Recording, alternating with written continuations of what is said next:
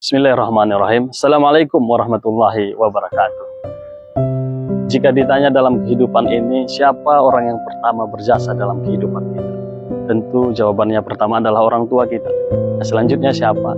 Selanjutnya adalah guru. Guru yang mengajarkan kita di dunia pendidikan secara formal, baik di tingkat SD, SMP, SMA, sampai kuliah.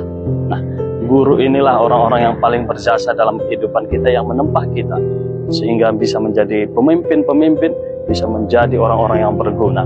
Nah, oleh sebab itu maka guru dinobatkan sebagai pahlawan tanpa tanda jasa. Ya, bukan karena tidak berjasa, tapi karena jasa mereka tidak mampu kita balas.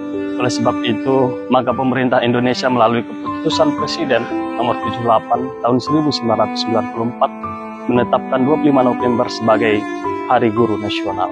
Izinkan saya, Wan Harlingga, mengucapkan selamat Hari Guru bagi seluruh guru di Indonesia, wabil khusus guru di Provinsi Aceh. Terima kasih para guru kami, berkat jasa para guru kami, baik secara formal maupun yang di pesantren, para ustadz, kami bisa menjadi seperti ini. Jasa para guru akan terus kami kenang, dan para ilmu yang telah diwariskan, yang telah diberikan, semoga menjadi amal yang terus mengalir, yang membawa keberkahan dalam kehidupan kita. Mari bergerak bersama, rayakan Merdeka Belajar.